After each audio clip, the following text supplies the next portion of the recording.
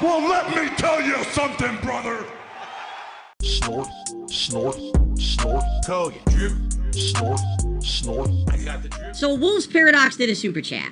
Now Wolf's Paradox, just so you know, first of all, I appreciate it. It's a $20 super chat. I'm going to cut out half of it because half of it is bullshit. The other half I've already addressed, but it just might be that now it's been about 2 months and people don't realize. So I will answer what you're saying.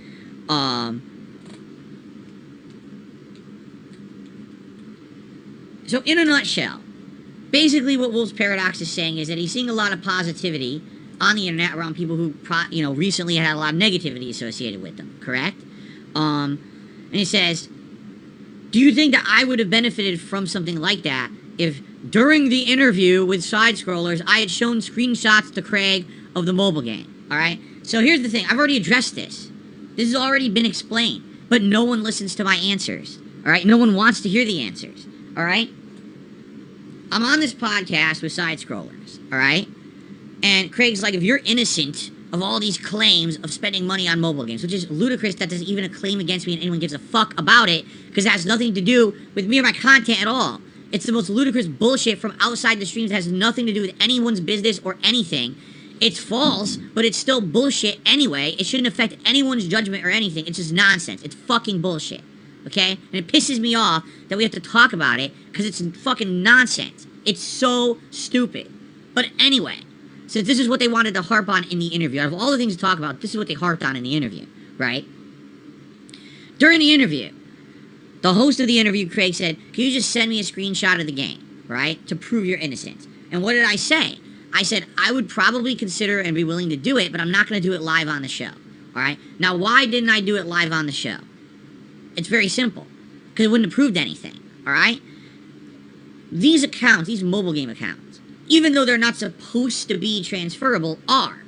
There's a whole market for them online. Right now, you can go online and search WWE Champions account, and you can buy one right now, even though you're not supposed to be able to.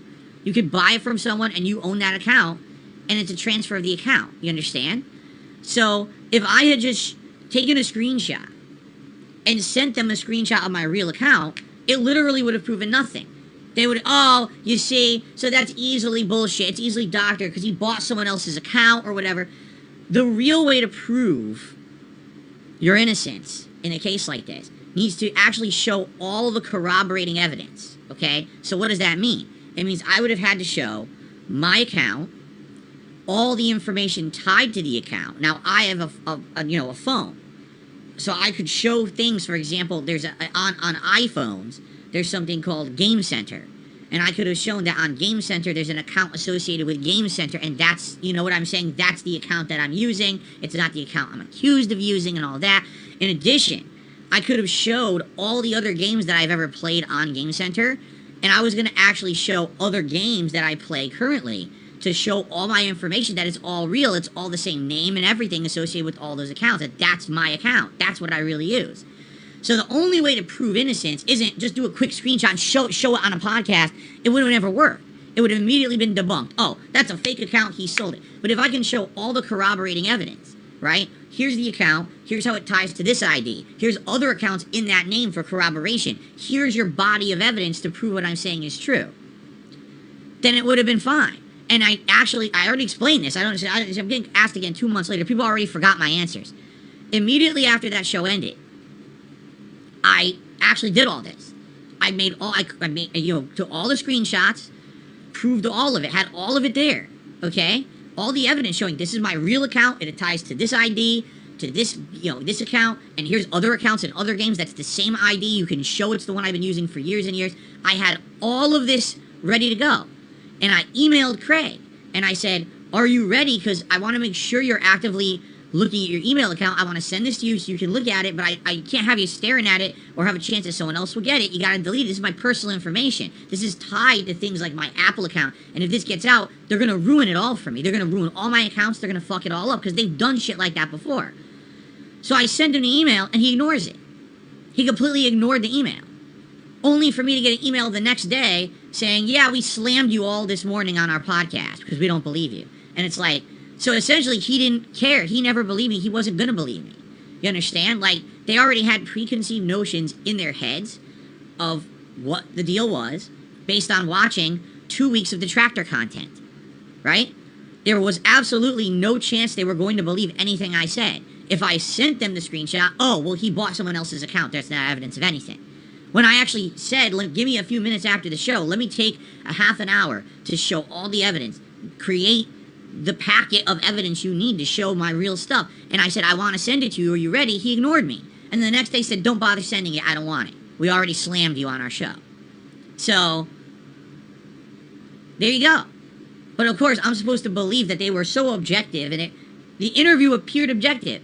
After the fact, their behavior proves it wasn't. It proves the whole thing was a setup. They watched 2 weeks of detractor content. They never watched a single one of my answers. They never asked a single one of my fans who likes my content, what do you like about Phil? What's a positive spin on this? All they wanted to do was sit there and watch dumb shit from fucking It's a Gundam and other idiots who all they do is regurgitate the same fucking memes every day, and they all took it all at face value as being true. And because I couldn't immediately provide them with evidence of innocence, that's it, he's lying. So fuck it. And that's what I said. I'm done with this. I'm not ever going to waste time doing interviews and shit like this ever again, because I don't believe there's a single person on the internet who will give me a fair shake. They're all in it for their own agendas. They're all in it to get over. Because take a look at how they got over for the next 2 weeks. It was constant. Let's talk about Phil. Here's a related topic similar to Phil. I mean, shit, they just interviewed Boogie. Do you think they would have fucking interviewed Boogie if they didn't have me on the show first? It's a no-brainer. So now this is an ongoing stream of benefits that they're going to have because they had me on the show. So it was now it's pretty clear-cut what was going on. Back then it wasn't. I actually thought I could trust Craig, but sadly, the thing was done in a way that there was no way they were ever going to believe me to begin with. How else can you explain that I literally said to him right after the show, dude, I have all the evidence for you. I'd like to send this to you, but I just want to be sure you're at your email. Can you take it? And he ignored me for a day, only so he could do a negative show about me the next day, profit from my haters, and then email me later, oh, by the way, yeah, we don't believe you. Too bad. So, fuck that. Fuck all that nonsense. And, but again, this is not anything I've already said. I've already said it, but now it's 2 months later. So I guess every couple of months I have to reiterate the exact same thing I said 2 months ago, because people didn't listen the first time. I don't know what else to say. Alright? It really is.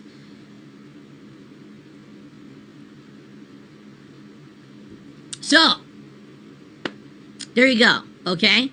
And that's that. Like I said, I'm done with that. I'm absolutely not going to be bothering with that nonsense ever again. I don't see a reason to address it. As you know, in 2 months, we're done talking about it. And has anything horrible happened in the last 2 months?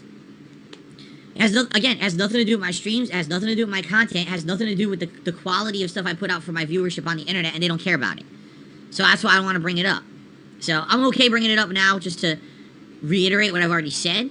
But outside of that, there's no point in ever talking about it ever again. Okay?